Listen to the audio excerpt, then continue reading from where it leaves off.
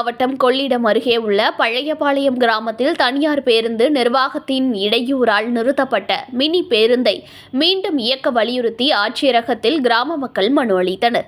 மயிலாடுதுறை மாவட்டம் சீர்காழி தாலுகா கொள்ளிடம் அருகே புத்தூரிலிருந்து பழையார் செல்லும் சாலை மார்க்கத்தில் தனியார் மினி பேருந்து இயக்கப்பட்டு வந்த நிலையில் தனியார் பேருந்து நிர்வாகத்தினரின் இடையூறால் மினி பேருந்து சேவை ஒரு வாரமாக நிறுத்தப்பட்டதாக குற்றம் சாட்டி பொதுமக்கள் நடவடிக்கை எடுக்க கோரி மயிலாடுதுறை மாவட்ட ஆட்சியர் அலுவலகத்தில் நடைபெற்ற மக்கள் குறைதீர் கூட்டத்தில் மாவட்ட ஆட்சியர் ஸ்ரீகாந்திடம் மனு அளித்தனர். அவர்கள் அளித்த மனுவில் கிராம பகுதிகளுக்கு மினி பேருந்துகள் இயக்கும் தமிழக முதல்வரின் திட்டத்தின் அடிப்படையில் பழையபாளையம் கிராமம் வழியாக புத்தூர் பழையாறு இடையே தனியார் மினி பேருந்து இயக்கப்பட்டு வந்தது.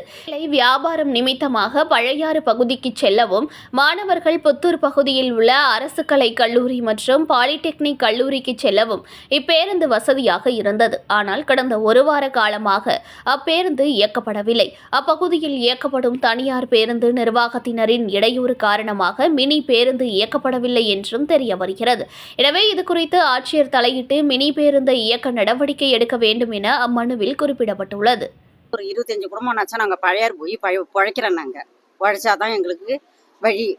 திரும்ப பசங்க சின்ன சின்ன பசங்க காலேஜ் போகிற பிள்ளைங்க வெளியில் ஆஸ்பத்திரிக்கு போகிறோம். நாங்கள் வயசானவங்க இவங்கெல்லாம் அந்த பஸ் வந்ததுனால ரொம்ப வசதியாக இருந்தது எங்களுக்கு.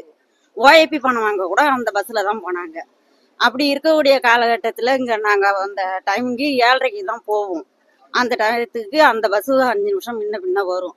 வரக்குள்ள கற்பகம் பஸ்ஸு, கனகராஜி பஸ்ஸு, அந்த உமாதேவன் பஸ் டிரைவர்கிட்ட சண்டைக்கு போவாங்க.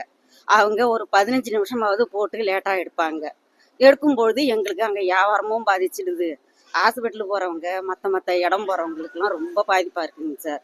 இந்த 4 நாளையில் எங்களுக்கு ரொம்ப இம்சை தேவருங்க சார். இந்த இட்லி வியாபாரம் செஞ்ச கை விரல் கூட காயில் இவங்கெல்லாம் வந்தாங்கன்னா அப்படியே பைய ஒரு கடையில் போட்டுட்டு போட்டாங்க வந்துட்டோங்க சார். தலையெல்லாம் வலிக்குது. 4 நாள் ஆகுதுங்க சார். இந்த பஸ் வந்து தலையில் தானே தூக்கிட்டு போகணும். எங்களுக்கு 2 வீலரு எக்ஸல் எந்த வசதி கிடையாது. தலையில் தான் தூக்கிட்டு போகணும்.